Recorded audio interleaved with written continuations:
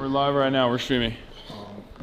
Got that chair for you. We have a few other ones, but we figured taller, so. Okay. I can sit there.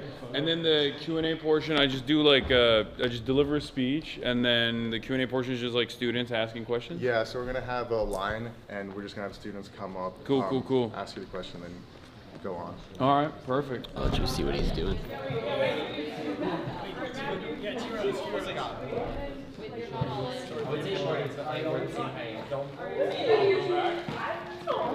Let's go back. Crushing a regular size water. Take a nap before the speech? Yeah, I'm gonna take a nap right now.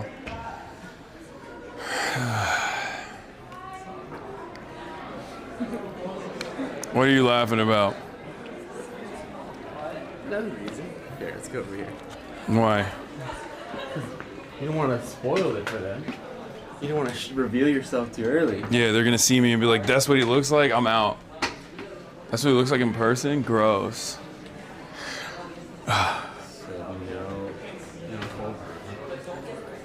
No green room. No green room on my rider. They'll be hearing about from my manager about this. Tisk. Yeah, we're monitoring audio and watching all the time. Yeah.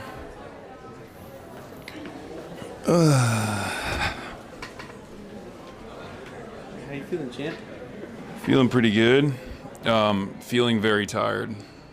So, actually I'm lying. I don't know why I'm lying. I'm not feeling good at all. I'm feeling insanely tired. But I think we'll be okay. No green rooms in the Midwest. Check your damn zipper. What? It is zipped up. What do you want? What? Did you zoom in on my thing? This is an interactive broadcast, okay? Did you tell them about how the lady at TSA almost just left your Zintin on the floor? Oh my God, I forgot about that. No, I told him the TSA story about the guy who was like, why are you not, I'm surprised you don't do TSA pre-check. And I was like, the government took it from me. And he was like, well, the government took my salary away. Fucking owned me. Yeah, they were, the lady at the TSA was like going through my stuff and was just like moving it around, shuffling it around a little bit. And then something flew out of my pocket and I didn't know what it was, but I was like, hey, can you, like. Something fell. And she was like, okay. And she just didn't do anything. She like looked down a little bit and didn't even like attempt to. I was like, well, can you get, I don't know what it is. Like it could be my wallet. You know what I mean? Like, I was like, can you please? And it turns out it was my Zintin. So you're just gonna leave it on the floor? Yeah, that would have been devastating. I would have been devastated. Take a 1 minute nap before your speech. Yeah, go ahead. Dude is doing a 20-minute speech with 2 hours of sleep. It'll be fine. I'm just gonna do my regular stream commentary. I've decided. Do you need an energy drink? Oh, you guys have? You just texted and said you needed an energy drink. Oh, is there any? There's one like right around the corner. I can go grab it. Oh, dude, yes. I'm on 2 hours of sleep right now. Yeah. Yeah. Anything, any sugar-free energy drink is good. White Monster? Yeah, I love Monster. Wow, white monster. We are in the crowd waiting for you, twin. There's someone in the crowd watching the stream. There's a lot of people watching in the crowd, I think. Don't irritate the boss before he's got a slate. Monster will fuck your stomach up. Crowd will just be looking at their phones watching. That's like peak. That's peak Gen Alpha, peak Zoomer. Instead of looking up, watching the stream on their phones. On mute. That's how Zoomers react to the world, really. No fly zone, check your zipper. Why do they keep saying that? You're gonna do. Don't listen to all those comments in chat. Don't listen to what everybody's been saying. You're gonna do great. I might shock the world tonight. Okay? And by that I mean I might become the first ever. Oh hell yeah, thank you so much. Might become the first ever speaker that's ever fallen asleep mid-speech, like a narcoleptic attack. You can pour out 10%. Yeah, I'll give, yeah. Water bottle on my shirt. Yeah. There is. That you. There you go, man. And then do an acknowledgement real quick. What's the stolen land here in Chicago? I only know Tongva Nation. I love how you're just an earshot of the people who put this on. They're like, Yeah. did we make a horrible mistake? Dude, the funniest was at UBC when they were literally like, this is a very professional event. At least this is like student run, organized. Like that one was like auditorium, adults were watching, they had like a whole full spectrum coverage. The news was there. Yeah, the news, Canadian broadcasting was there. So like that when I just kept telling the head of the department that is like responsible for this organization, that's responsible for this entire thing that they're doing, with speakers that range from, I forget who it was, but it was like a New York Times columnist and Rachel Maddow, and then me. When I just kept saying, I didn't prepare. I'm not ready for this at all. They were like, I could see her legitimately white knuckling through it, like, what the fuck?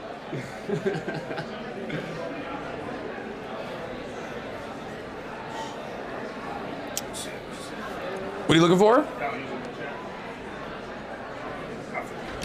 Let me get a hit, dog. Yeah. Get a little taste. Escaping 100 years of the century of American civilization. Where's the white monster? You weren't getting invited again, little bro?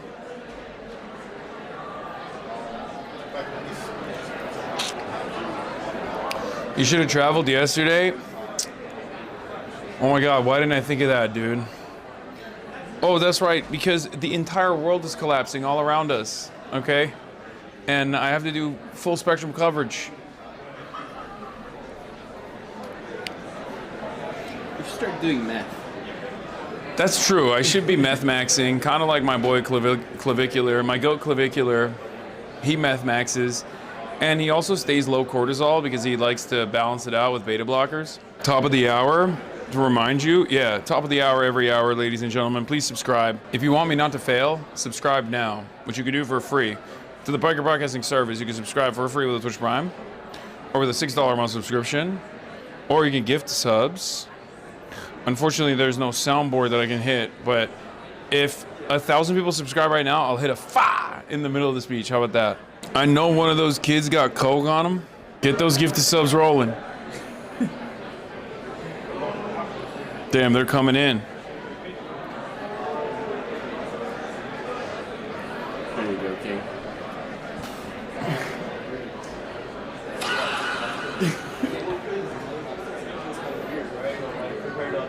That helped? Did that scratch the itch a little bit? Yeah, I haven't hit it all day. I don't have my soundboard with me. I feel naked. You don't have your emotional support soundboard?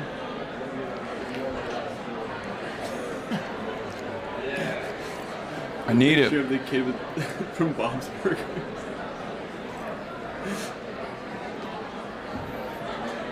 Kid from Bob's Burgers? See that? No.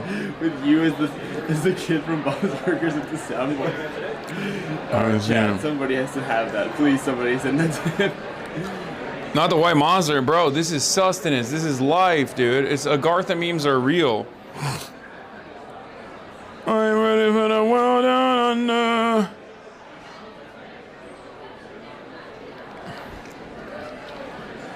So I never introduced myself formally. I'm Ethan. I'm the person who's been in contact with David and everybody. Oh, hell yeah. So I was just wondering if I could take a picture with both of you and March. Yeah, of I've course. been watching for like 6 years. Damn. That's crazy. That's so. What were you like 13 when I you was started like watching? 15 and I'm 21 now. That's crazy. That's insane. Chat, say.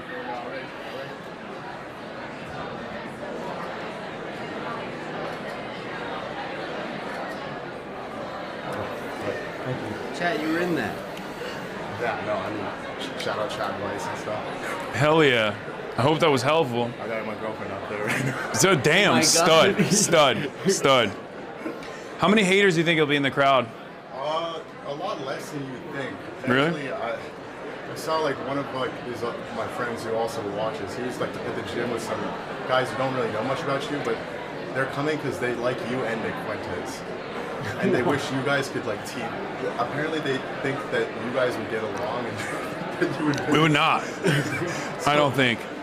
We have a lot of people who are into just like social media and that type of thing, so they just. Oh, so no like Israel counter demonstrators? We have a few people, but they're less bold now. And when I did UBC, we did this massive event. I don't know if you saw. And apparently, like first the CIJA, it's like the Canadian APAC. Is that they try to get you? Yeah, they try to get me banned from entering the country. They failed on that, so they did like a counter event for like 20 people, and then some, like it was like the Canadian version of Jewish Insider wrote an article about it being like two battling, one campus, two battling narratives. Like they brought in dangerous anti-Semite Hasan Piker to campus. Like they gotta hand it to them. They don't give up on this guy's an anti-Semite narrative. Well, I mean, we approach it from if they want to come ask you questions, right? They can. So I feel like if they have any disagreements, they're gonna come open valid. And you have no restriction on what you can say either. So unless like they start being disrespectful or whatever. Yeah. How far out are we from? We're expecting at 7:10 that we'd start the speech. So we have like a few minutes, but I mean, it's fine. I just want to get an idea of when I should run out there. we're kind of just keeping an eye on. If you want to see how many people, we still haven't filled the balcony. Started filling the balcony. We're almost done with the first level, but because we're scanning everyone's student IDs. So I think that's. There's like 10 people out there, bro. You got no motion. Yeah. It's over, chat. There's no one there. Oh yeah, the soundboard's in addition. Thank you. See? This is why I do it. It's for I feel Ethan. like I'm the target demographic. Exactly. All the unks in the chat, they're like, meh. I don't like it. No, they all love it now too, actually. They all spam FAW every time. They've come around. Yeah, especially I deleted TikTok and like Instagram. Nice. I'm trying to get off social media, so that's like my fill of edit type stuff. That's the only That's time I do this. that's the brain rot you get. Yeah, is that's through like his soundboard. my daily dose of brain rot is through the soundboard. That's crazy. Why? So you deleted TikTok and Twitter? Yeah, Twitter, Instagram. Well, Twitter makes sense, but TikTok is crazy. Well, I guess TikTok sucks now, actually. Yeah, It literally has like dramatically altered my For You page. Oh, I remember the first day after the sale, it literally was showing me videos I already liked from like 2 months ago. Yeah, or it was showing me like Charlie Kirk memorial videos that had like 10 likes. I was like, there's no shot that there is. Yeah, of course. Okay. You're going to be, if you have a seat. Yeah. I already have a spot that I'm going to go to. All right, perfect. Yeah, we're just trying to keep it here for as long as we can until the room fills up, like right before you guys start, so there's no downtime. Yeah. You know? Yeah. About like a minute or two before I'll run out there and just prop up. But your mic will still be hot and everything. Yeah.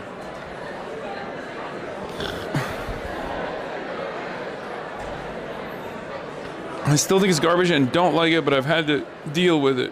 That's a crackhead right there. Check outside. Oh, here's the Boss Burgers Eugene meme. Thank you, Chatter. Well done. Marsh, if you need anything, just give me a text or call. Okay. I'll be back. Oh. Well, you can't see it bright, but yeah,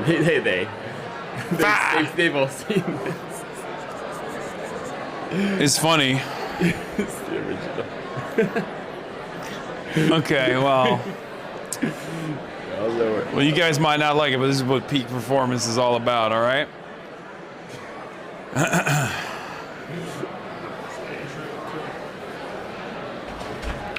I'm hitting the fuzz.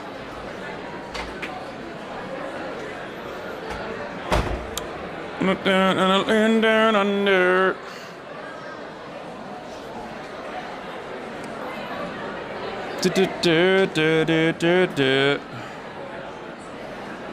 I really, really hope that Monster saves me a little bit. Because if it'll get you to the hard part. Yeah.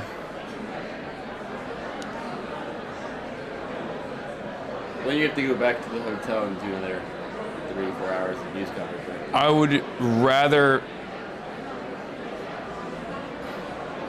put myself in a trebuchet and launch myself directly in the vicinity of the nearest spiked rails and die.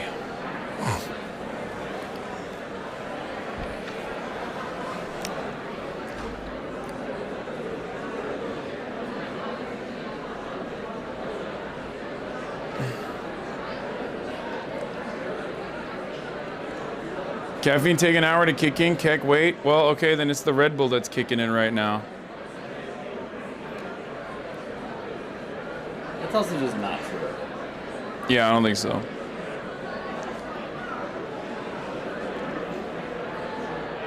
Cook Bro is not going to be Lennon today.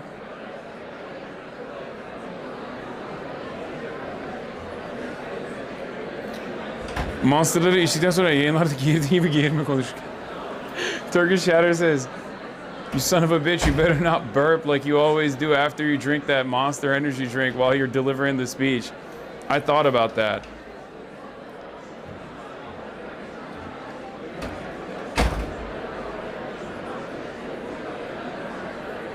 Imagine I just burp around.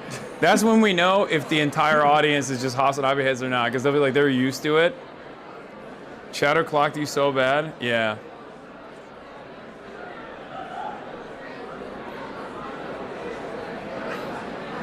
At least I'm not stressed. I'm too tired to be stressed.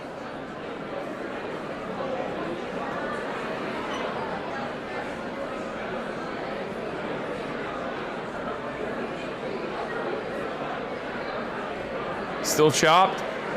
Still chunk? Yeah, still chunk. There's no one out there.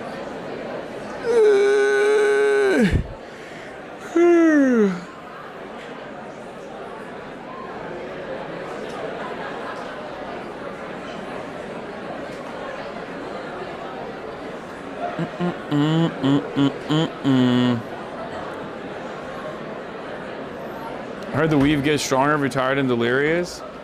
True. That's not. You should check out the Mexican Museum with March and show him his roots. March is Asian, Yes. so I don't know what the frick you're on about.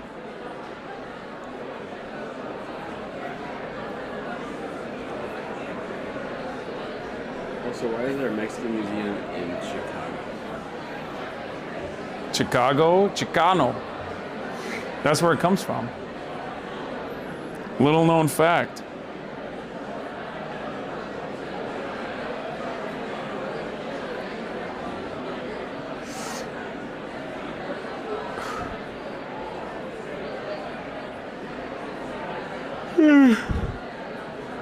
There's a large Mexican community up there. I found out that there's just Mexicans everywhere. Yeah, we made it everywhere. What do you mean we? They made it everywhere. Yeah. Chicago has one of the largest Mexican populations in the United States. Shit ton of Mexicans in Chicago. What the fuck do you know? That just doesn't make sense. Because Chicago is such a spiritually Polish part of the country. And it doesn't fit in my theory of the closer you are to the Southwest, the more Mexican you are. And the closer you are to the Northeast, the more Italian you are. Chicago somewhere in between would be the Polish. So, because it doesn't fit my theory, I'm gonna respectfully tell you that there aren't any Mexicans in Chicago. Yeah, I agree with that.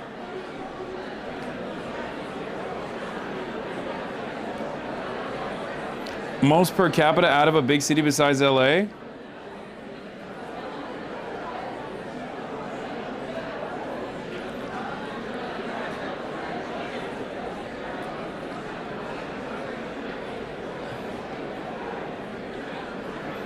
Huge Mexican pop, you mega dumbass. Okay, why are people getting mad at me?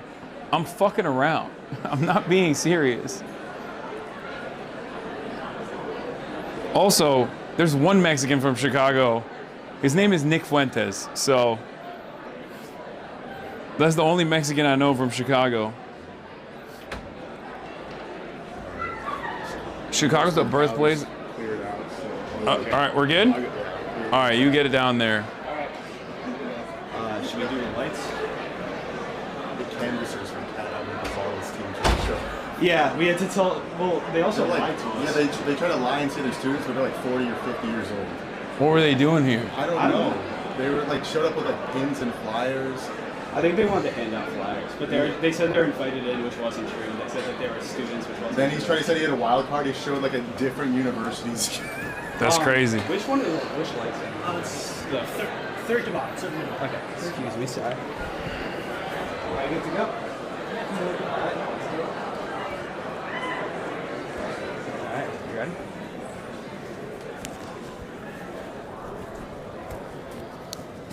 Damn, everybody got quiet real quick. Nice.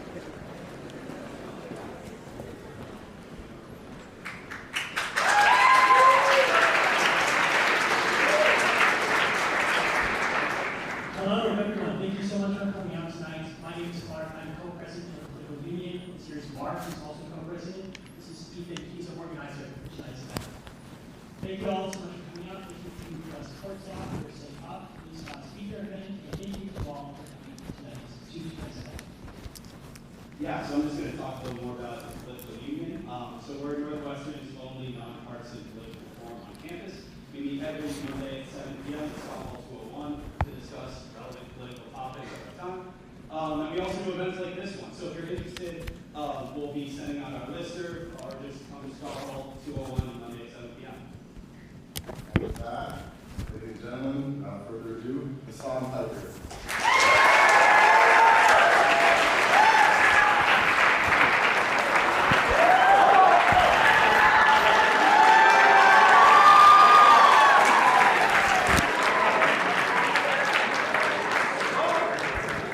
Hello? Okay. Sorry, this is, I'm running on fumes here. I apologize. I just got in from Los Angeles earlier in the day, and I have like 2 hours of sleep. So I basically just slammed a White Monster energy drink. So that's the only thing that's giving me life currently. All right. Okay. Very professional.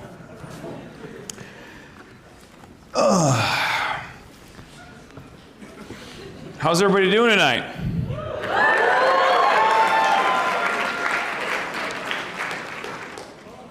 The world is on fire. I've had a very busy week, and because of that, predictably, I failed to write a speech before I got here. When I was first told that I was going to be speaking in Northwestern, I was like, all right, you know what? I did UBC like a couple weeks ago. I went out there, no preparation whatsoever, and I thought to myself, you know, I'm going to fail on that speech, but this time in Northwestern, I'm going to deliver a really nice one that I wrote ahead of time.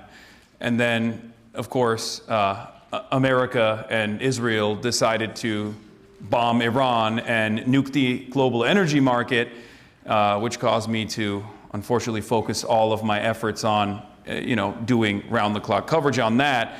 So, sincere apologies ahead of time, but, you can cook me on the Q&A portion of this entire event in a little bit. But one of the things I've been thinking about quite a bit as of late is the idea of revolutionary optimism at a time when things seem so devastating. People's material conditions are collapsing. Many of you are going to graduate into a horrifying job market. I apologize for reminding you. And the future seems not so bright for many Americans. Many Americans from all different backgrounds and all different ages. I feel like long gone are the days of American prosperity. And the trajectory that we're headed down is complete collapse of the liberal New World Order that was designed in the aftermath of World War II. And fascism is making a big-time comeback, both here in the United States of America and certainly in a lot of Western liberal capitalist democracies. You got the rise of the AfD, you got the Reform Party, which apparently wasn't even racist enough for Elon Musk, so he went and created another one. I think it's like Defend Britain or something. And the right around the globe is taking advantage of the instability, constantly focusing people's angst, their animosity, their anger, as a direct consequence of the diminishing material quality of people's existence, and reorienting that anger back to migrants, trans people, numerous other vulnerable targets that rarely ever get defended, both in mainstream media and in just in general in politics. And unfortunately, there is not a real alternative on the liberal front. Many of the ruling parties all around in both parliamentary democracies and here in the United States of America have fallen short of what is a necessary response to combat the growth of fascism. American imperialism is dominating the planet with the Donroe Doctrine in Latin America and all of the events that are unfolding in Iran right now in the MENA region. It seems like the future is not so great. And in spite of all of that, I do think that this is an opportunity that is very unique. I've gone all around the country. I've been around the world. I go and attend these protests that are taking place everywhere. And one thing that I see from all the people that I talk to, from different backgrounds, people your age, all the way to people who are like 60 years old, 70 years old, there is this real palpable anger. They want change. They don't know how to communicate it effectively because the alternative of socialism has basically been destroyed in many of these Western countries. But I think it is this now more than ever, I truly believe that there is a really unique opportunity to organize and to show people that we do have that power. And I fear that if we don't do that, if we don't seize on this opportunity, come the midterm elections in the United States, and you see this with the Green Party rising in the UK as well. If we don't organize against fascism, I feel like we're going to succumb to fascism. And in spite of everything that's horrible, the unique opportunity for organizing presents itself, and there have been some moments of success. The election of Zoran Mamdani. Does everybody like Zoran Mamdani in here? I had to get a cheap applause break there because the election of Zoran Mamdani and all of the successful initiatives of pushing back against Trump's authoritarian rulership here in the United States of America, from Minneapolis, Minnesota to all around, the pushback that the public, sorry, you want to, yeah, you can give yourself applause here if you want. I don't know, you guys are in Chicago, but I mean, it happened in Chicago too. But the people are rising up. They're pushing back against the government. They're coming to terms with the reality that if no one's coming to save us, we will save us. And there have been some successes in spite of all of the horrible excesses that we have seen. And I urge all of you in this moment to hold on to those glimmers of hope, to those pockets of hope, no matter where they might be, and keep pushing forward, because in the absence of people like yourselves, open-minded people, like-minded people organizing, demonstrating solidarity, protecting people in your communities, we're not going to make it. But that's basically what I'm here to talk to you about today. And on that note, we can get to the Q&A portion of this. Thank you so much.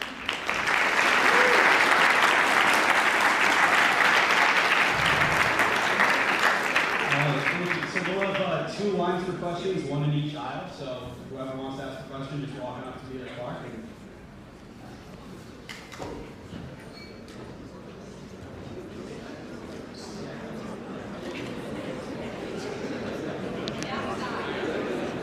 Do I choose or do you guys choose? Okay, I can't hear you. All right. Yeah.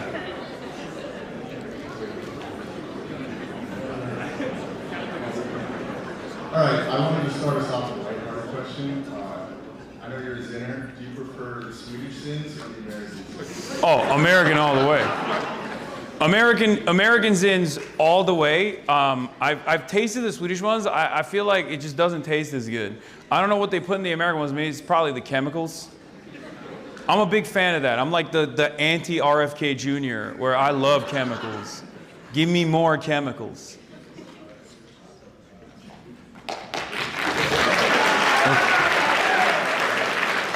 Thank you. Go chemicals. All right, what's up? My name is Zach. Thank you for being here. My question was a little bit more serious. So, at Northwestern, you may or may not know, there's a big Jewish population. I myself have a lot of friends that are Jewish, that have been in Israel, and that's important for them. I was wondering, how would you recommend I approach having conversations with my Jewish friends, or posting on social media, without breaking off the friendship, but also not sugarcoating a genocide? Okay. I mean, the states are totally separate from the people, right? I mean, we have a lot of disagreements with the MAGA movement here in America. I mean, they're basically cattle. And yet, you can have reasonable disagreements with your loved ones over, how much they love Donald Trump, no matter how much he keeps fucking shit up. Sorry for cursing.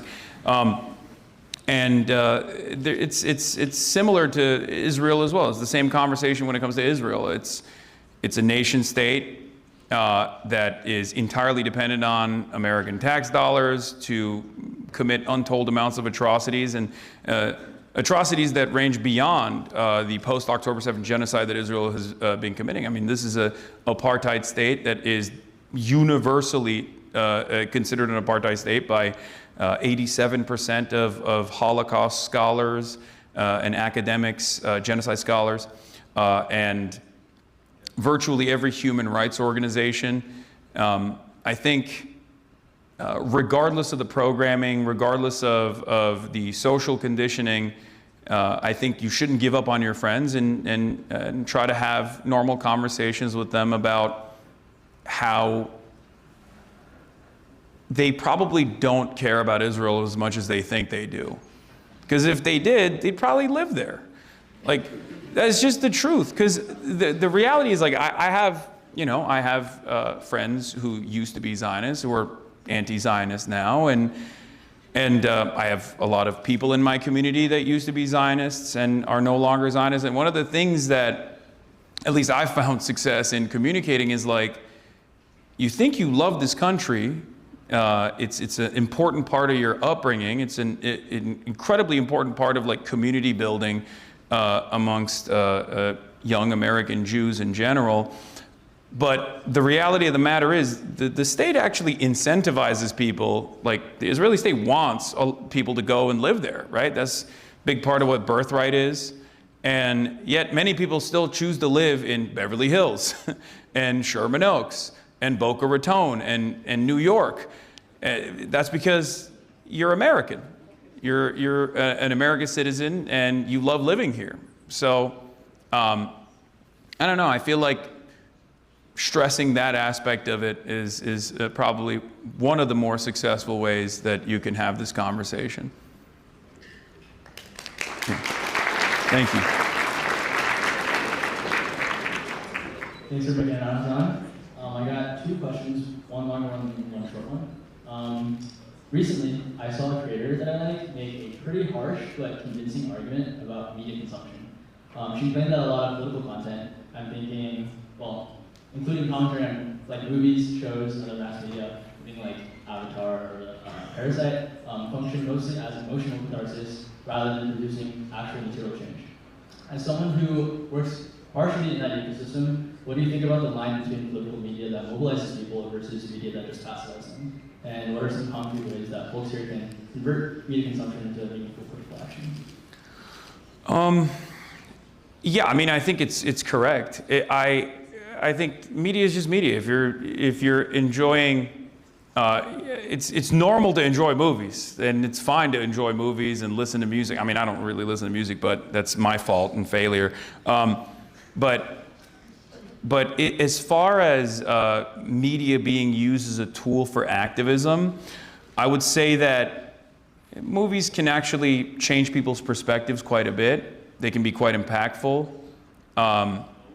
However, it's just one of the many different parts of this puzzle. Like engaging in broad awareness initiatives through your art is a wonderful thing, but it's not the whole game, right? I feel like systemic change requires people firing off on all cylinders and working every single day tirelessly to make that change. And you can play that role with the art that you're creating.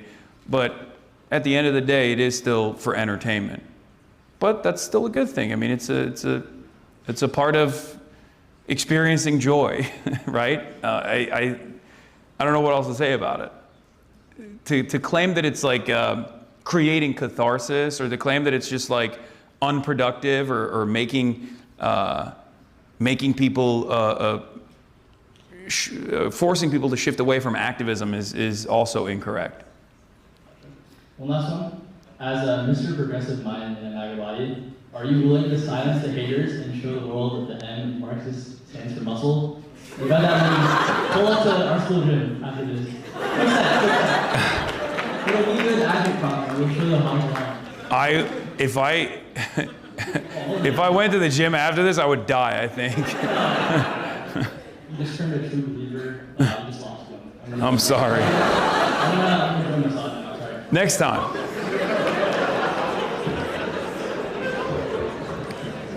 Hi, Hasan. I wanted to ask you about, well, I'll say this. So, you identify as a leftist. And I think in the United States, there's this tension between whether or not to keep doing Democratic Party entryism and to actually form a robust third leftist party. And I was wondering, really, at what point do you see yourself being part of the actual formation of a third alternative leftist party that is total financial independence from the Democratic Party? Because, I mean, frankly, at this point, it seems that continuing to work within the Democratic Party is not working, is ultimately going to fail. And actually, I mean, this has been theorized for at least 150 years that you cannot work within one of all parties for a true leftist movement to succeed. So at what point will do you think, start advocating for that to followers or large audience? Yeah, it's a great question. And it's one that I've thought about quite a bit. It's one that I've answered also endlessly, but I'll do it again. What America lacks at this moment is class consciousness. And without class consciousness, you can't arrive at any sort of revolutionary organizing. It doesn't materialize out of thin air. In order to activate the masses, you have to go to where the masses are, and you have to speak the language that they can understand. And in our current two-party system, where we have two major parties, and one very ineffective, very weak or controlled opposition party, and one fascist party, given the time constraints that we have, I try to take advantage of the availability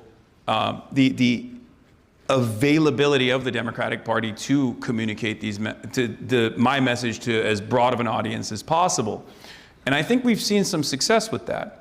Bernie Sanders ran, although he's an independent, he ran as a Democrat in 2016, and I think that was a big part of the reason why the DSA started gaining a lot of momentum. Same with AOC. I think the Democratic Socialists of America got their largest amount of membership after AOC's victory, the underdog victory of AOC. And then once again with Zohran Mamdani, DSA reached 100,000 members. Now, DSA currently still also operates in a similar function, right? It still operates as a entryist party. It doesn't have its own real working, totally separate party. And that is partially because we still don't have the numbers. Approximately 40% of Democrats now self-identify as Democratic Socialists, but these things take time, right? And there is a lot of political education necessary for the masses to start really understanding what that means. Because right now, for a lot of people, when they say, oh, I'm a democratic socialist, I have a friend whose 65-year-old mom has started referring to herself as a democratic socialist, but she doesn't know what that means. You know, she just thinks like, oh, it's like a cool Democrat, like a different, younger Democrat. For many, it also just means social democracy.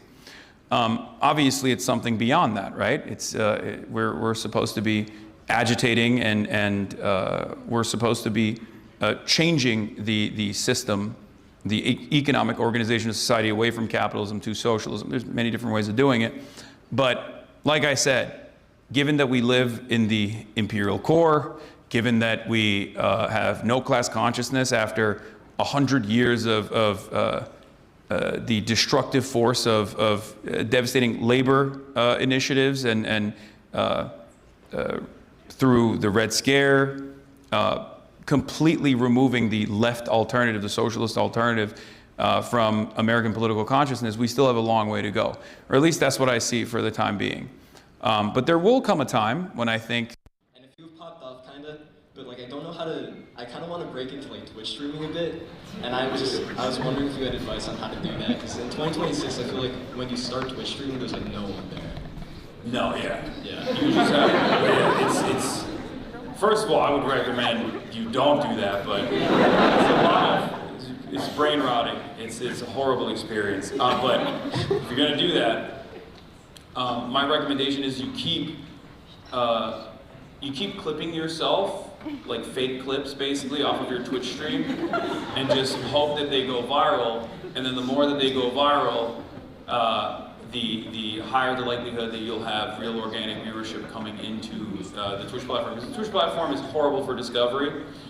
You're not gonna be able to make it on Twitch alone. That just doesn't happen.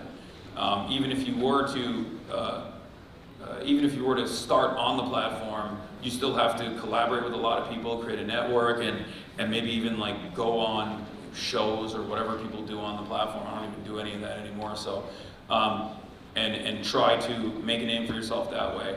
But like I said, discoverability is so ass on Twitch that you definitely should focus on TikTok and every other social media platform you can to funnel people back into your Twitch streams. All right, thanks, Hasan. No problem.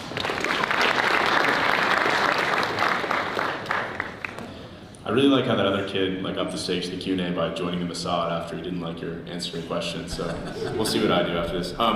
Just wondering, you have a wide set of political beliefs that you believe in, very ardently. I'm wondering, can you give like an overview of what you would say are the philosophical underpinnings of those beliefs, and like what those, let's say, first principles are grounded in?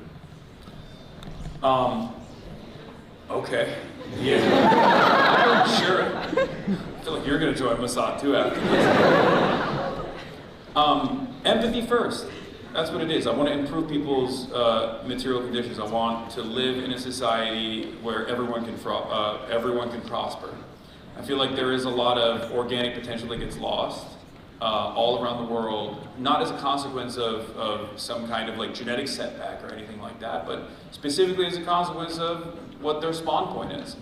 And I want to improve that for everybody else by having by building more egalitarian society so we can truly advance. Avoidance of unnecessary conflict and a hope for a more prosperous future. Those are some of my first principles. As far as like my own personal ideology, I say I'm a leftist because I see no reason to make a distinction between different ideological tendencies on the Marxist side or the anti-capitalist side, especially because most people don't even understand what that is. So my goal is to try to engage in agitation to the best of my ability so that people can go on their own journey and first and foremost recognize class consciousness, their class position.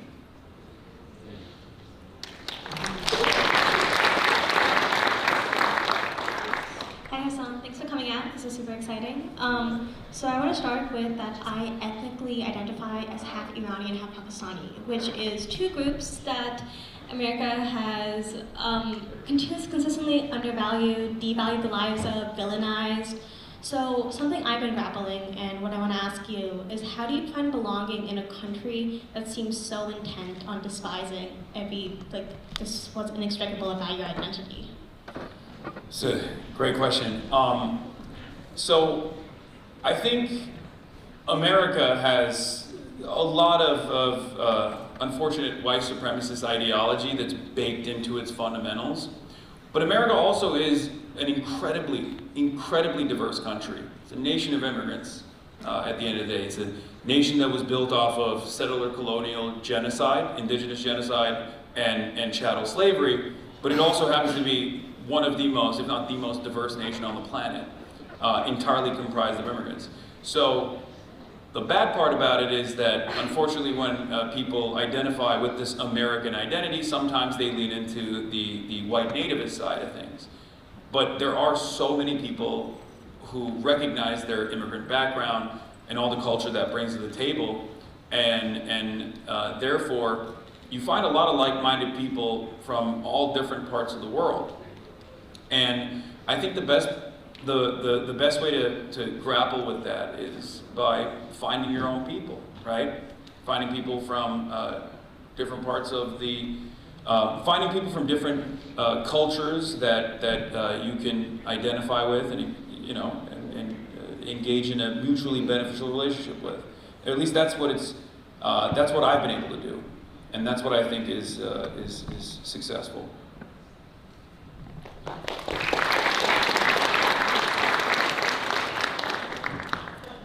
Hi Hasan, I've been watching you since like 2020, and I feel like there's a good chance that I wouldn't be studying political science right now if it wasn't for you, so thanks for that. I'm so sorry.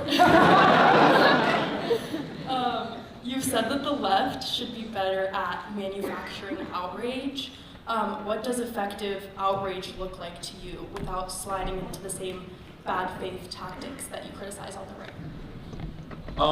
When I say the left should be better at manufacturing outrage, I'm not saying the left should be outrageous. What I'm simply talking about is that the system is outrageous, right? The conditions that we currently live under are outrageous. In the last 7 days, we've spent approximately $20 billion, this is a conservative estimate, destroying the lives of tens of thousands of Iranians at the behest of a foreign nation called Israel that is now completely in the driver's seat of our Middle East and North African foreign policy. $20 billion is quite a bit of money. I mean, a lot of people's student loan debt could be relieved that way. That's healthcare, that's building rural hospitals, that's roads. Like, how can you not be outraged at that, right? So what I try to stress to people is just like, there is this anger that exists. People understand that their situation is not getting better. And they're somewhat rudderless. And I feel like the right takes advantage of that anger and redirects it back to vulnerable populations. And what we should do as leftists is to redirect anger to a more productive output to those who actually do control the levers of power, the forces of capital in general. And that's what I mean when I say the left should get better at manufacturing outrage.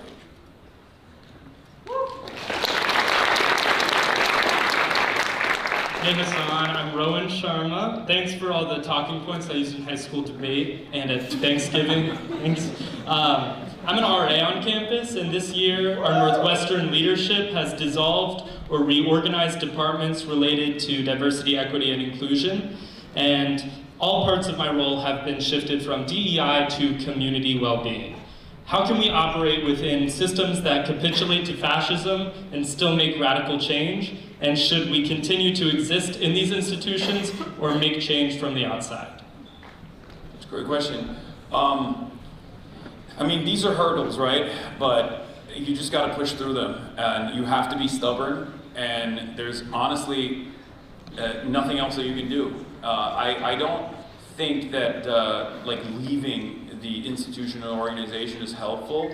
I mean, there are some organizations where the entirety of the output is bad, right? Like if you're like asking me to join the American military or something, I'd be like, don't do that, right? But as far as like your college campus, You just have to be steadfast, and you have to continue pushing no matter what, and that change will come. And it might shock you at how, you might be shocked with how successful you are at the end of that. Because these guys, I mean, reactionary forces they're a paper tiger. They don't really have the investment. They don't have the social investment. They don't have the masses. It's a fleeting thing. What you have is a defense of your loved ones, a defense of a diverse student body that you want to protect, and that gives you an upper hand in the conversation when you're organizing, and therefore it's impossible for you not to win unless you give up. So what I always tell people is just be stubborn, be steadfast, and keep pushing through it no matter what.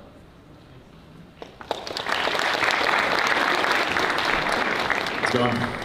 So I guess building off that last question, I feel like there are kind of two main obstacles to creating progressive change on a national level, and one is like the lack of class consciousness, cultural inertia, money in politics. But then also, like you said, there's structural obstacles to a third party. The Senate, the Supreme Court, the Electoral College are all kind of set up in ways that limit the ability to create progressive change. So how do you accomplish systemic change within existing power structures that are kind of set up to limit the ability to create change? It's a great question. So you're absolutely right. There are immense structural hurdles to overcome, but the best way to overcome it is by mobilizing the masses. Whether it be, again, pushing back against the fascist state, deploying its own version of the Gestapo to dominate your neighbors and kidnap them. The only way to overcome great odds is by organizing. We don't have the systems in place right now. We have a labor movement that is somewhat corporate captured and is a vestige of the Democratic Party for the most part. And instead of actually pressuring the Democratic Party, it more so just operates as a electoral vehicle for the Democratic Party, and it's even failing at achieving that goal too. But that is where we have the power. Disrupting the forces of capital is, at the end of the day, exactly where we have all the power. Work stoppages, making demands be known, and harming capital interests. That is how we win. So that's why I focus a lot of my initiatives on the labor movement in general.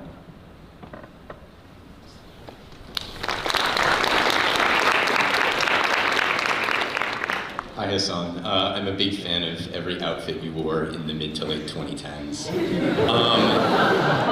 My question is about candidate evaluation, I guess, and I'm specifically contextualizing this with Tom Steyer and these sort of progressive populist candidates who kind of come from unorthodox places.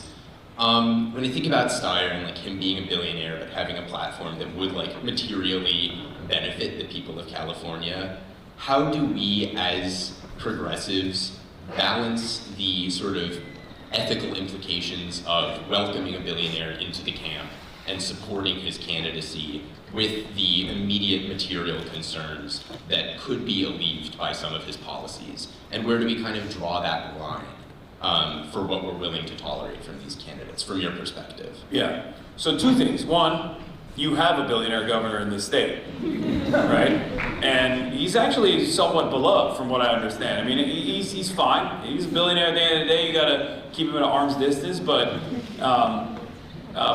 he has done all right as far as judging his performance with the rest of the governors around this country. The other thing I'll say is that every establishment Democrat and every Republican is also a servant of capital. They are also servants of billionaires. You're almost cutting out the middleman in some respects if you have a direct billionaire. Is he going to accelerate late-stage capitalism? I mean, he already won. He's already doing that, right? He can get that with Eric Swalwell, for example. So I don't see a serious material difference between a run-of-the-mill Democrat versus someone like that. Having said that, I think Tom Steyer has some unique ideas that shouldn't really be unique, and ideas that people like Bernie Sanders have also advocated for. So you have to just look at their policies and figure out whether they're earnest or not in terms of achieving those policies, figure out if they're serious and sincere, and make that decision no matter what their background is.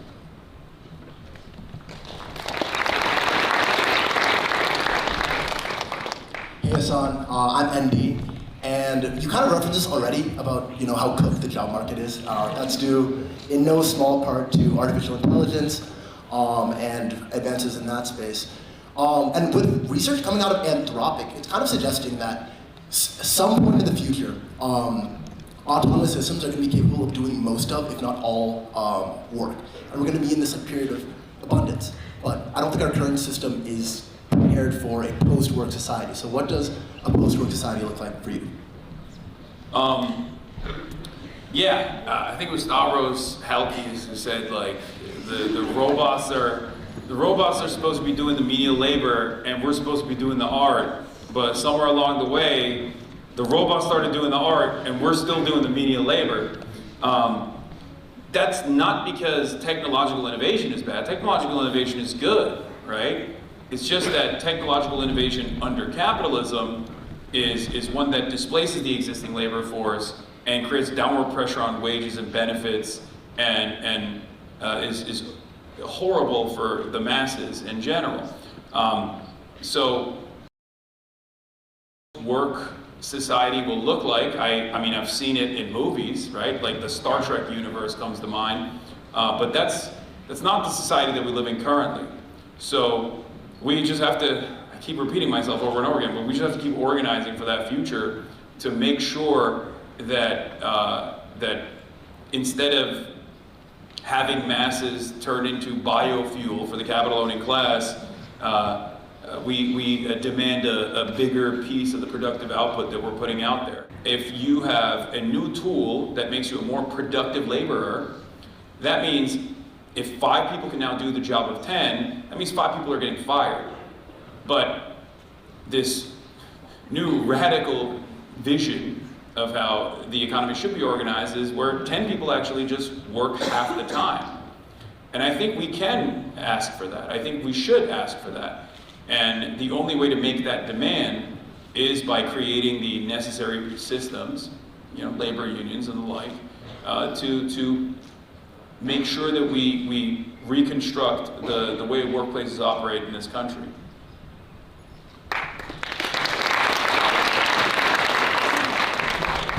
Hi, Hasan. Oh, sorry, that was loud. But hi, Hasan. My name's Xander. I'm a first year here at Northwestern, and you are absolutely right. The world is on fire. IQ levels are decreasing. AI is becoming more powerful, and I am overwhelmed. I'm a pre-med student.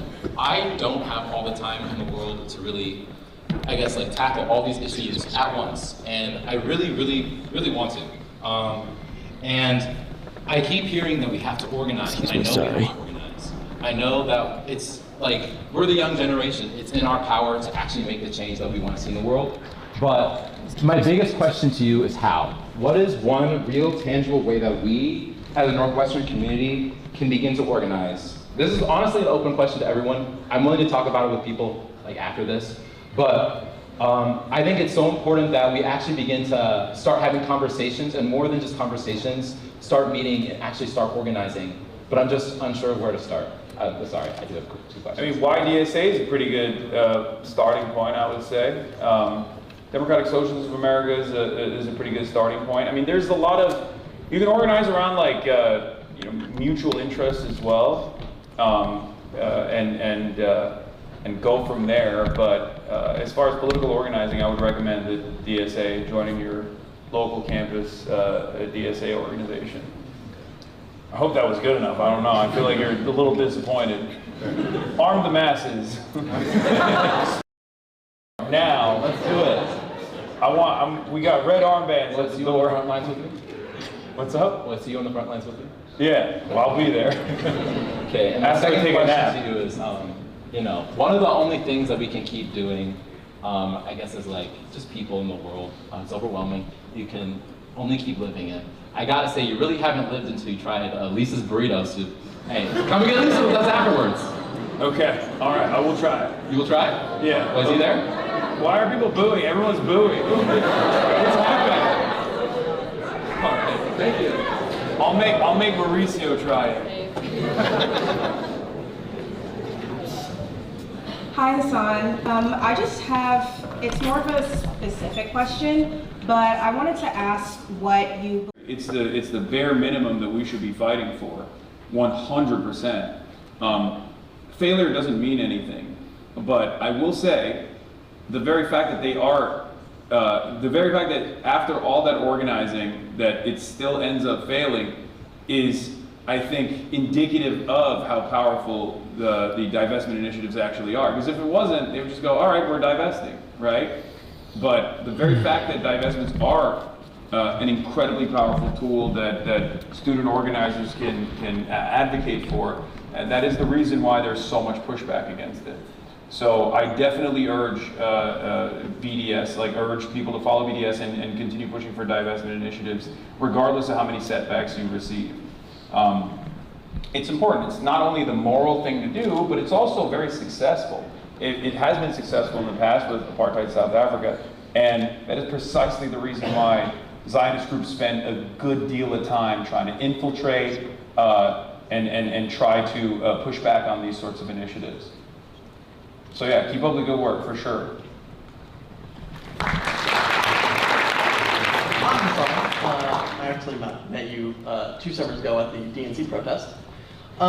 So I have one quick question and one slightly medium question. The quick question is, what was your favorite food you had in China? Ooh. What was it?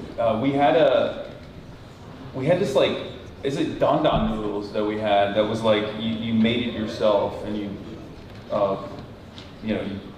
put it together yourself, you constructed it yourself. That was probably my favorite.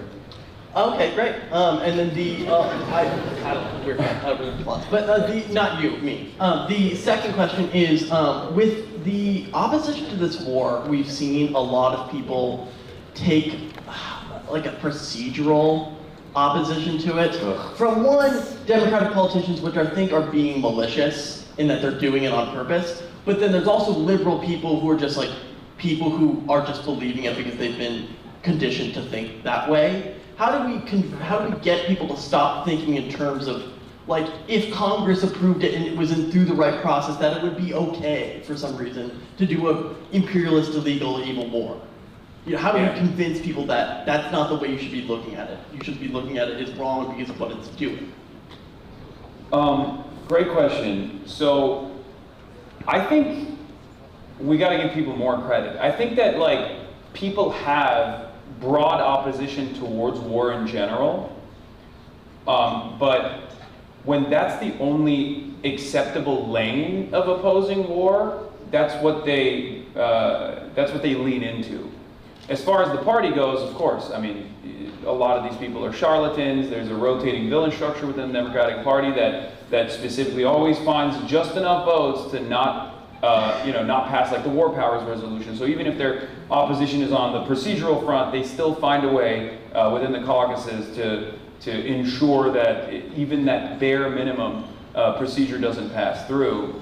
And that's where agitating and that's where organizing actually comes into play. Go to town halls and call your congressperson. Go to town halls. It will shock you how successful that stuff is. Once again, these guys don't really talk to normal people at all.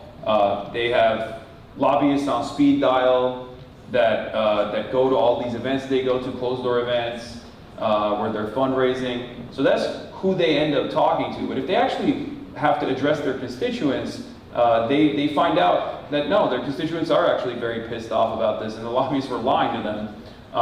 Not to say that all the congresspersons are hapless, but plenty of them actually are.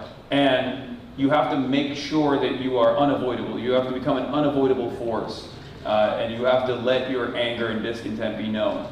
But yeah, as far as like regular folks goes, I think most people do have an opposition to war on moral ground. But one successful method for at least like Americans who tend to be on the selfish side is to talk to them about the dollar value. If they don't care about the humanity of the people whose lives are being destroyed, talk about the fact that, you know, they always tell you, isn't it weird that they always tell you we don't have enough money for healthcare? But then Donald Trump is just like light $100 billion on fire and destroy the global economy for you know, no real discernible reason other than following along, you know, Israel's destruction agenda. It's ridiculous. And I think that's a fairly successful way of convincing Americans who are maybe a little bit on the selfish side. Great, thank you.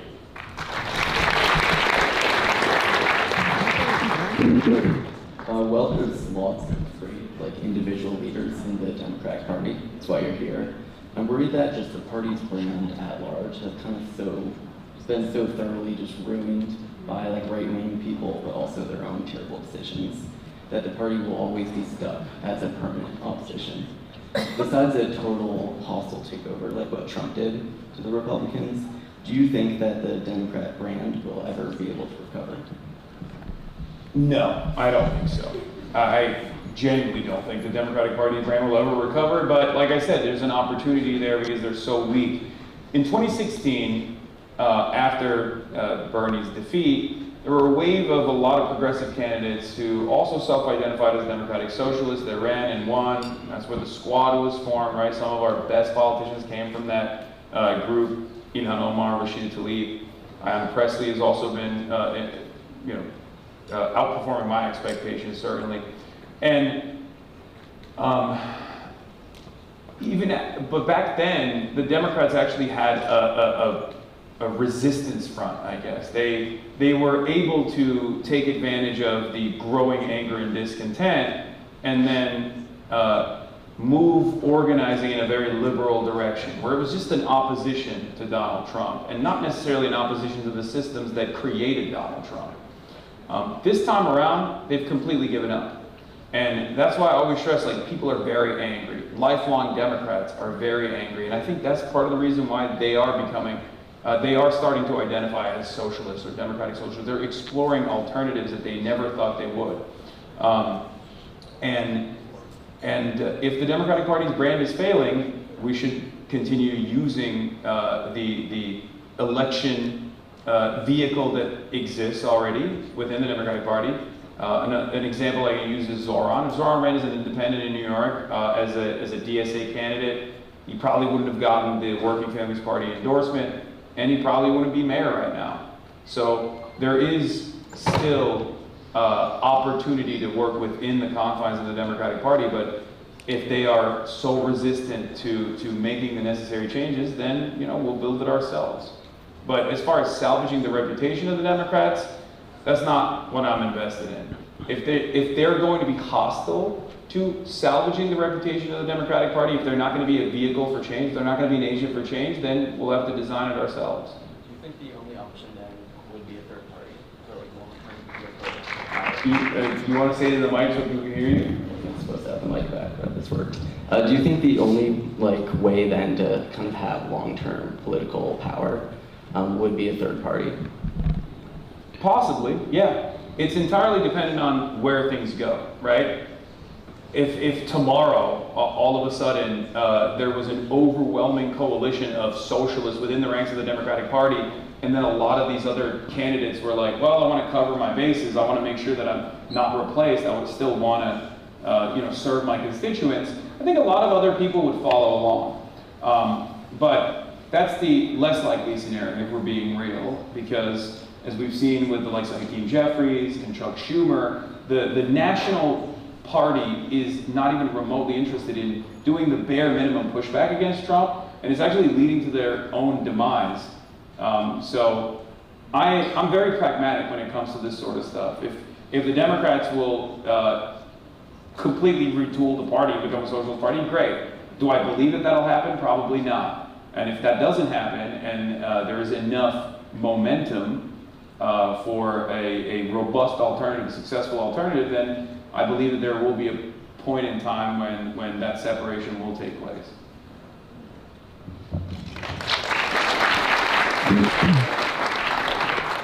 Hi, Hasan.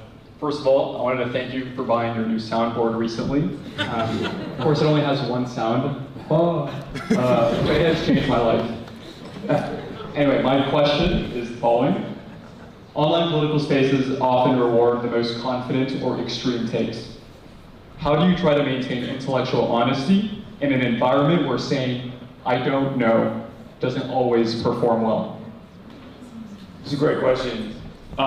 I say I don't know all the time. So I don't know why I've been able to achieve success, regardless of like being very open about the limits to my knowledge. As a matter of fact, I have crippling self-doubt all the time. And I do feel like some people take advantage of that, like oppositional figures take advantage of that to present me as someone who is not very knowledgeable and present themselves as like confident orators who are very skillful, who are very knowledgeable on issues that they don't know anything about. Having said that, I think honesty is the best policy, and you should stay true to yourself. And if there's an issue that you're oblivious on, you just go do the reading and figure it out, and be open with people, be honest with people.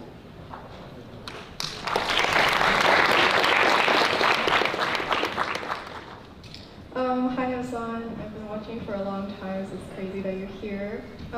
As someone who's not in legacy media, sometimes gets featured on Sky News Australia, like how do you feel like people are getting, with the introduction of like podcast spaces, Twitch streamers, and YouTubers, how do you feel like that space is changing and influencing people like us, and how do you see it changing in the future? Yeah, it's both good and bad. The good is what we saw with the pressure campaign and the awareness shift away from unconditional support to Israel to recognizing the plight of the Palestinians. That was a good thing, and that would not have happened without independent media. Mainstream media has been very pliant to the interests of the State Department, which unfortunately align with Israel's goals of death and destruction. The bad is there's a lot of bad faith actors out there, there's a lot of grifters out there, there's a lot of people who are taking advantage of the lack of interest from the market in being honest. And this has created an environment where there is basically no consensus reality. It's very destabilizing. So I don't know what the actual solution to this problem is. I just feel like you just have to engage in media literacy to the best of your ability, and to make sure that you have a healthy media diet of a diverse array of opinions, and you're still taking advantage of the readily available mainstream resources as well. I try to stress the importance of that in my commentary every day. I don't necessarily just across the board shit on mainstream media and say don't listen to the New York Times ever, but I try to hold your hand through the process of reading the news, of understanding the news, while also showcasing the biases that these supposedly independent outlets actually have. But they are still very relevant. They still have journalists, they have massive teams, even though they're getting smaller and smaller, like with what the Washington Post turned into under the leadership of Jeff Bezos, the ownership of Jeff Bezos. But as long as they still exist, you just gotta, take advantage of it to broaden your understanding of the world.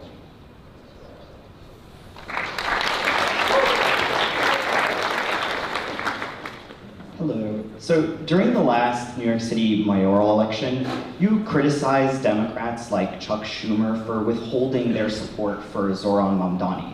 Yet during the 2024 election, you were extremely hesitant and qualified in your support of Kamala Harris, and constantly tell people to not vote for what is the only anti-Trump American party.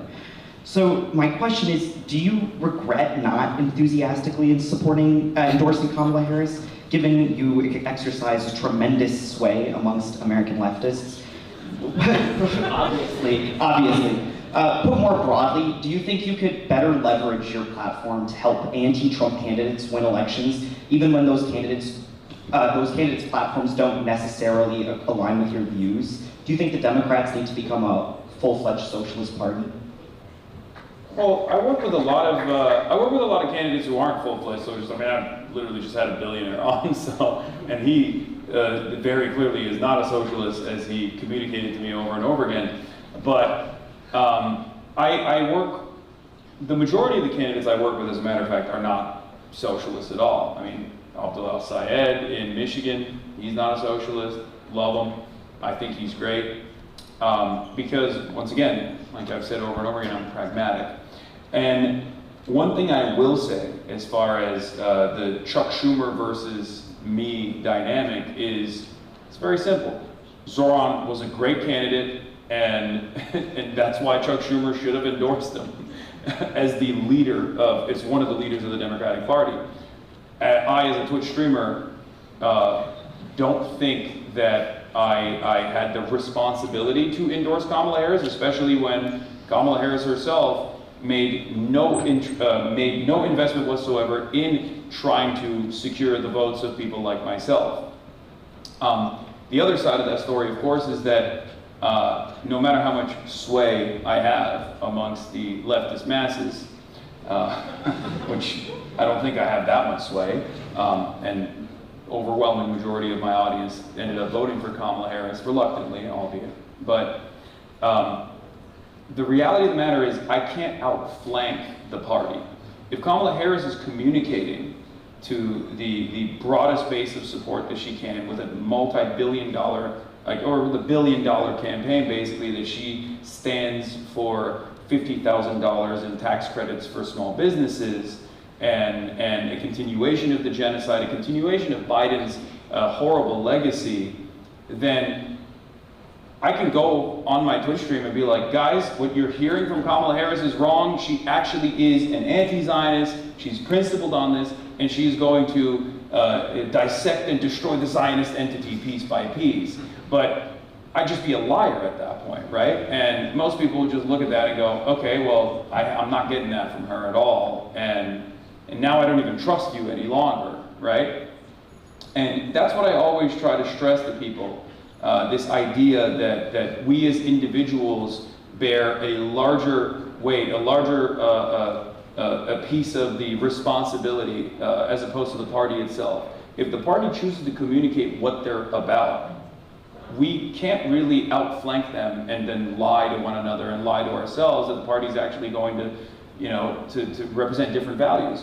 And no matter how hard we do that, most people that are completely outside of our reach, normal people, working class people that turn on the television and remember that there's an election every 4 years, they're going to see a TV ad and they're going to be like, oh, I guess this is what's going on. This is what Kamala Harris is about. It's not exactly enthusing me to go out and vote for her, and they're just going to stay at home. This is very important for Democrats to understand. I try to stress that to them all the time when I talk to them in private meetings, when I talk to them in person on camera, is that, like, you have to have a positive vision, and you have to make your case, because no matter how much harm reduction as a theory is correct, right? Because it is correct. The Democrats are better than the Republican Party. I will never vote for a Republican. I will never tell anyone to vote for a Republican. I will always tell people not to vote for Republicans, which is what I stress throughout the election cycle. Most people don't operate on harm reduction. They want to hear something that they want to vote for, rather than vote against the terrifying nature of the Republican Party. I could talk about this for hours, but that's the short and sweet of it, really.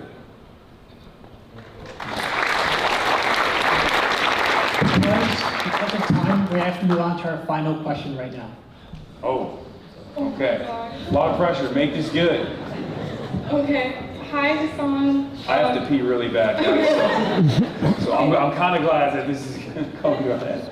It's the monster energy. Okay. Yeah, it is. It's coursing through me.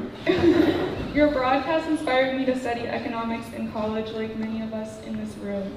However, I've come to realize most of my coursework assumes a liberal capitalist framework, and I don't know how many more times I can maximize profit function. I was wondering if you had any academic resources that you recommend to study socialist theory for someone kind of disillusioned with the topic. As far as Marxian economists goes, I mean, Richard Wolff is one, Yanis Varoufakis is another. They have a lot of work on the subject. There's also, much more dense material out there that's boring that I, as a non-econ major, have not even thought about reading. But it's important to understand capitalism and how it functions. A guy by the name of Karl Marx was obsessed with it and wrote volumes about capitalism. So I don't think that learning econ or studying econ is a bad thing at all. I think it's actually a good thing. It's important to have a decent understanding of it. And I feel like there are some advanced courses in most college campuses that finally allow you to develop a deeper understanding of alternative modes of production or different systems. But yeah, the entry levels are usually going to be just liberal capitalism. All right. Thank you, everybody.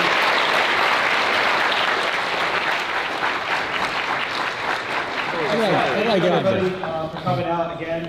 Join our list here, follow us on Instagram, and have a great night. Thank you.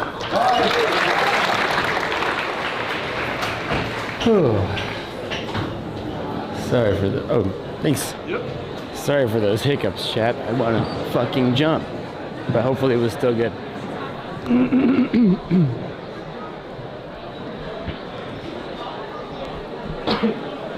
Oh my god, I have to pee so bad. Yeah, go pee. I think the closest bathroom. Yeah, we'll just run over there, but we'll.